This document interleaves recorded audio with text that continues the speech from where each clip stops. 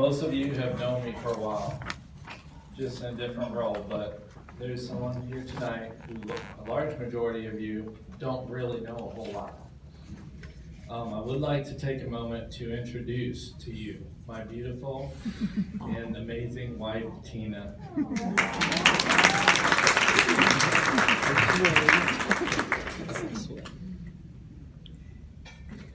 Tina and I just finished celebrating our 1-year anniversary. Thank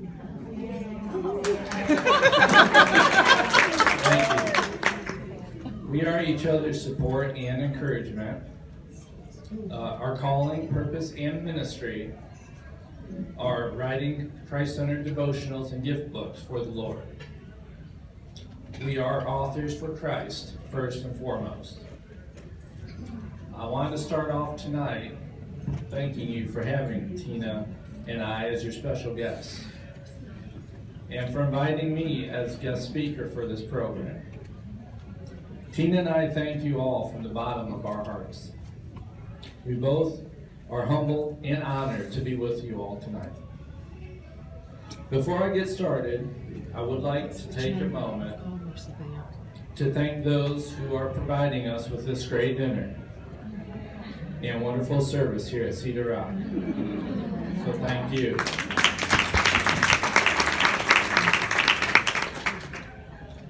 I promise to keep this introduction short because I have a lot to share with you tonight. The main part of the program tonight will be us taking a journey together through what I am calling seasons of poetry. I will be reading a few poems which I've written from each of the 4 seasons. And then I will be sharing a short story entitled The Jesus Classes. And ending the program tonight discussing my new devotional book that I wrote, and having a short question and answer session. As my introduction, I wanted to share just a little bit of my testimony as well.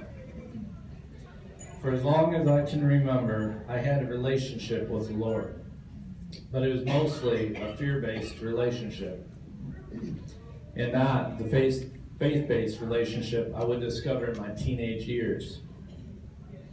It was during those years that my family made the move of a lifetime from the suburbs of Toledo, Ohio, to the foothills of the Blue Ridge Mountains. It was here where I would begin maturing in the faith.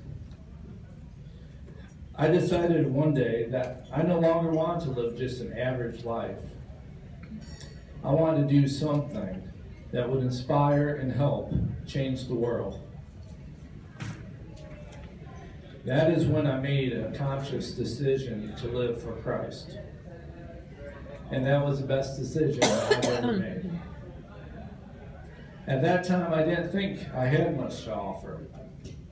I certainly was not a writer. I was about the worst writer, for my age. All I knew was I wanted to make a difference. And so I drove to the store and picked up some sidewalk chalk one day and headed to a small little park, which is actually across from the entrance of South Caldwell, the high school I attended. I walked around that little park and I wrote, "Jesus loves you," across the sidewalk. Every so often as I walked along. That was the beginning of my spiritual gift of writing. The gift of writing was never a natural talent for me. I would sometimes go a year or so without being able to write anything of value. It only came to me at times after that. But I learned to write down everything the Lord gave me, no matter how short or simple it was at the time. After about 15 years of writing, I had enough poetry to fill my first book, 101 treasurable poems of faith, hope, and love. After this book, I began writing more and more, and inspiration came quicker and quicker. It was a few years later that I met my best friend. Tina was raised across the river from me in the next town over up in the suburbs of Toledo. We were set up by my uncle and aunt after I had already been down here for over 20 years. I was working full-time as a banquet manager here at Cedar Rock at the time. And she was over the fellowship of several church campuses under the banner of Cedar Creek. Cedar Rock and Cedar Creek. It was one of the many interesting coincidences that we would realize during the start of our relationship, which was most likely no coincidence at all. After about 8 months, Tina decided to move down to North Carolina so that we could court one another. After another few years, I decided to propose. And last September, we were married. And the rest is history.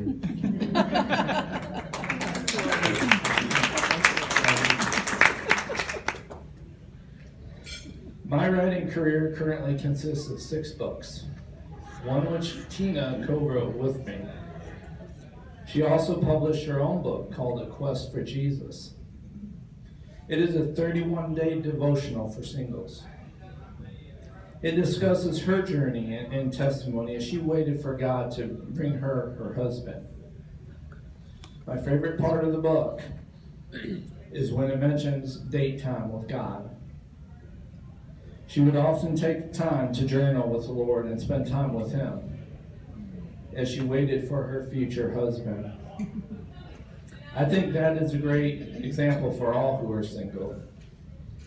I would highly recommend this book to those who are struggling in their singleness. I actually have a copy here.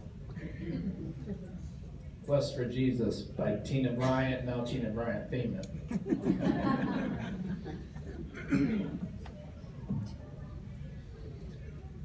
I want to begin with mentioning the symbology in my first trilogy of poetry books, because each cover is very symbolic, spiritually symbolic.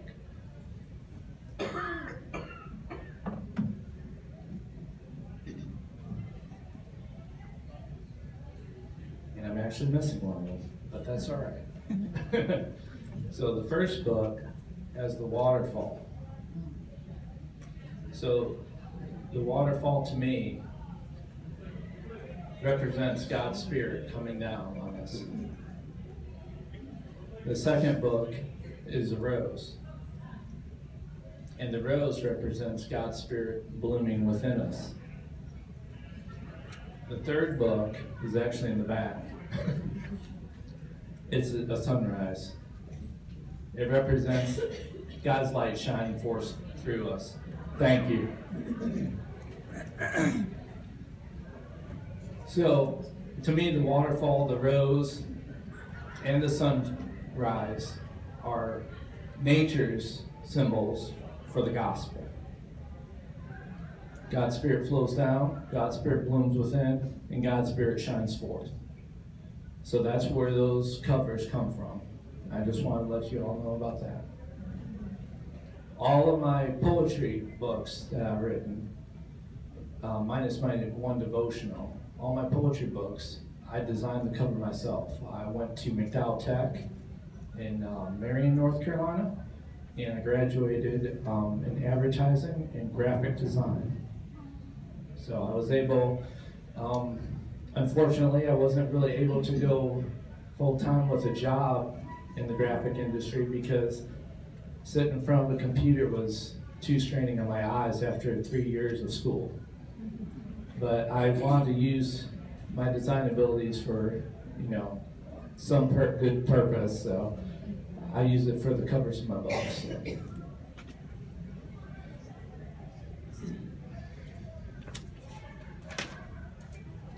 So I want to kind of go through some of my poetry.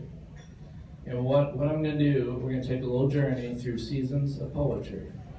I'm going to read about 3 poems from each of the 4 seasons. Starting, let's see, one second. with spring.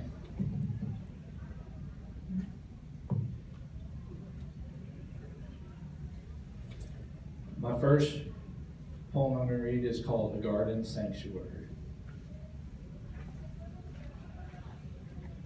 Through the gates of the garden they walked day by day, among the pleasant floral of their most sacred place. It's a sweet-scented sanctuary filled with beauty and life, a refuge from daily trials for the man and his wife.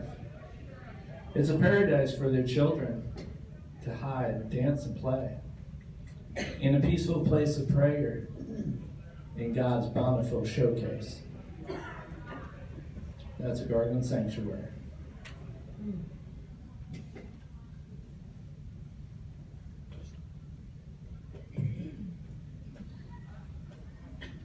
The next spring poem I have, well, it's waterfalls, so it's When Rain Becomes Waterfalls. When rain becomes waterfalls, we find the joy in it all.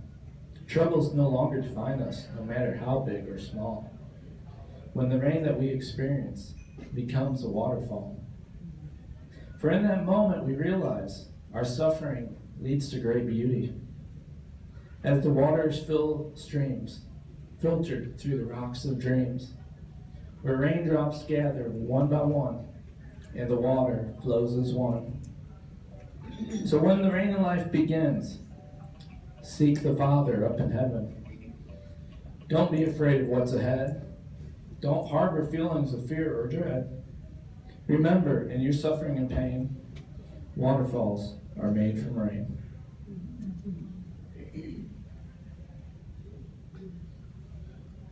This third garden poem, springtime garden poem, I wrote for my wife on her wedding day. On our wedding day. I guess it was our wedding day. His first one.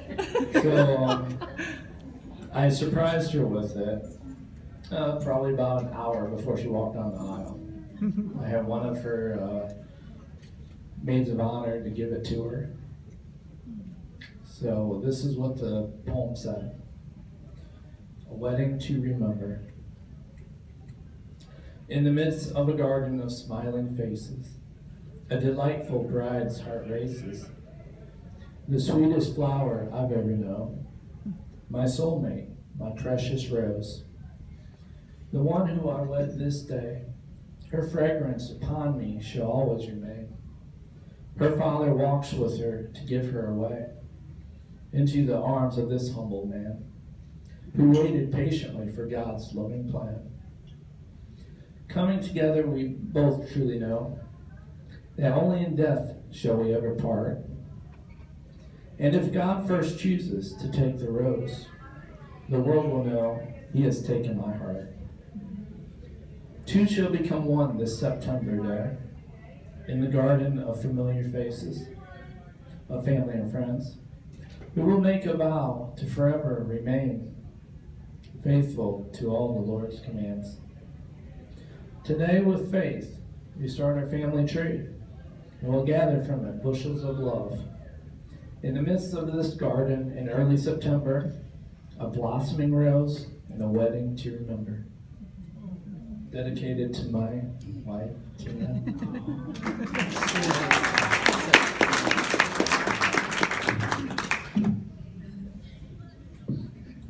Moving on from spring to summer, which we've been seeing a lot of that lately.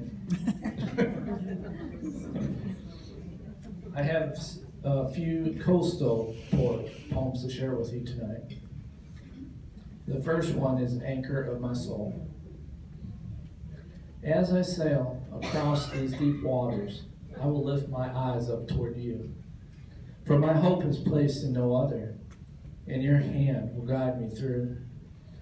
When the sea becomes impassable and great waves threaten to devour, I'll call to the anchor of my soul, Lord, give me strength in this hour. Keep this vessel afloat on the sea as darkened clouds come rolling in. Anchor me firmly upon my knees and deliver thy servant from every sin. Do not let fear overtake the soul. Increase my faith throughout the storm. And I will surrender with righteous hope as your love and mercy guide me home.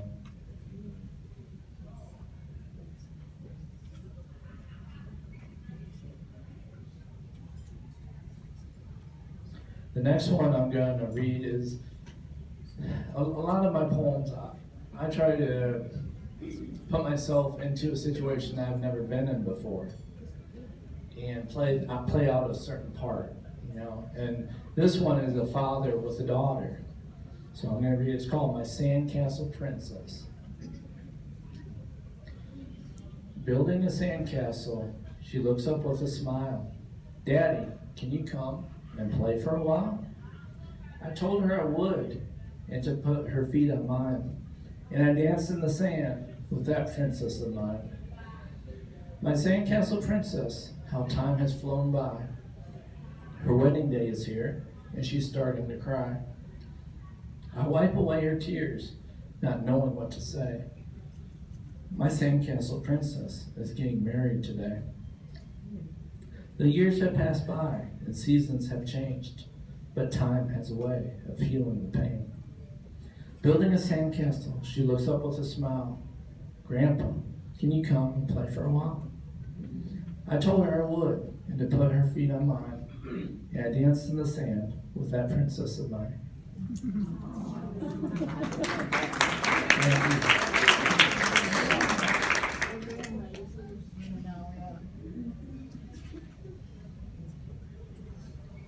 you. Okay, the next one's also about sandcastles. It's called Sandcastles. Seeking success, I have devised my own plan, building a castle on the foundation of sand. I am a creator, I say in my heart, then a wave comes and tears my castle apart. Each time I tell myself, this time it will last, for many sandcastles have fallen in the past. Yet still each night that tide rolls in, and I have to begin building all over again. My pride has blinded me from the truth. I think there's something I need to prove. So I build a sandcastle again with my hands and admire the masterpiece created by man. Every night that tide comes and washes it away, and I start all over again on the very next day. Ignoring humility and God's loving plan, I keep building sandcastles here in the sand. And for that one, this book was actually, I wrote the poetry and Tina wrote the devotionals. So on this poem, I'm going to share one of her devotionals. And it's based off Luke 6:49 too. A foundation is a base on which some structure sits.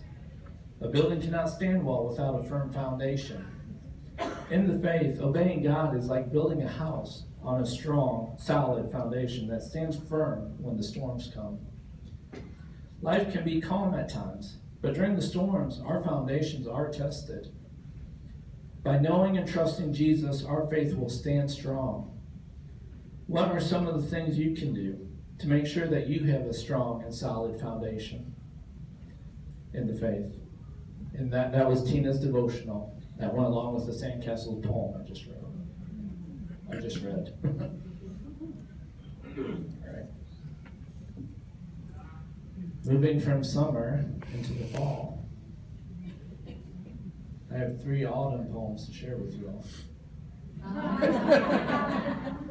That just came to my head.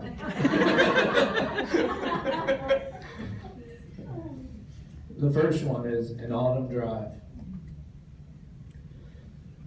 The mountain peaks call out, beckoning for me to come and drive the Blue Ridge Parkway beneath the mid-October sun. The rolling of the hills reminds me of the sea, stretching out forever as far as the eye can see. The mountains and the valleys are laid out in front of me, full of color and splendor, while leaves transform each tree. As I breathe in the crisp autumn air, I forget the world and its cares, enjoying a drive in nature there, surrounded by beauty ever so fair. The next poem is called Halls of Splendor. Through halls of splendor I tarry in this wood, in this forest filled with color, where God is understood. The leaves dance in this cool autumn breeze, as they fall upon the path stretched out in front of me. I walk the forest floor on a brisk November morning, giving praise to the Maker for all that he has formed. Through halls of splendor I tarry in this wood, in a forest filled with color where God is understood. The leaves dance in this cool and autumn breeze as they glide to the ground from lofty ancient trees. I walk the forest floor and find serenity, giving thanks to the Lord for all that he's given me. And the last one, believe it or not, is actually, for autumn, is actually a Christian / kind of like Halloween poem, which is very unique. It's called The Pumpkin Carver. There's an old pumpkin carver who carves both great and small, many faces to be seen upon his garden wall. His work is displayed there through every autumn season, and people come from miles around just to purchase one and see them. Every pumpkin is unique in plan, each carved with great care by old, worn, and calloused hands as he sits silently there. He cuts a face out with a grin, removing earthly seeds within, scooping the pulp out from inside, making room for his light to abide. So we all know who the pumpkin carver really is.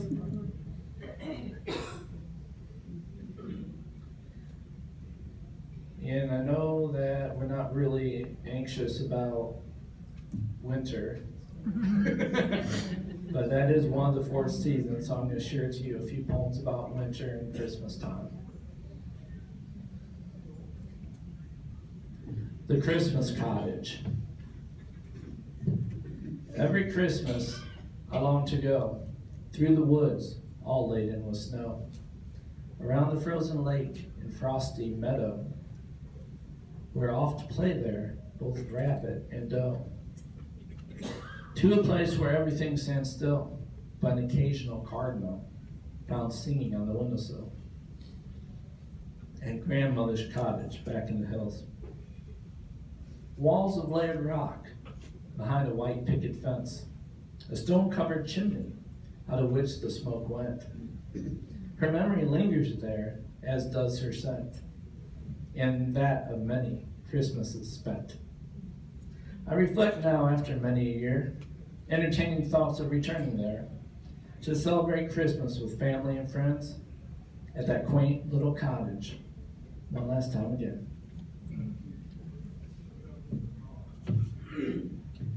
The Christmas Rose. Most flowers come and go. Through spring and through summer, they bloom and they grow. Through wind and through rain, they strive to remain, but all have their time when nature takes her toll. They wither and die neath the leaves and the snow, all except one, the lovely Christmas rose. It may lay dormant at times, but again it will grow. It can bloom in the winter, in the darkness and cold. It develops within us, the young and the old. Those who believe in the Christmas rose. It is planted within a seed of faith and of hope, sown with great care, flowers so fair. Within us it grows. When it will bloom, no one knows, but the Father above, who planted with love this lovely Christmas rose.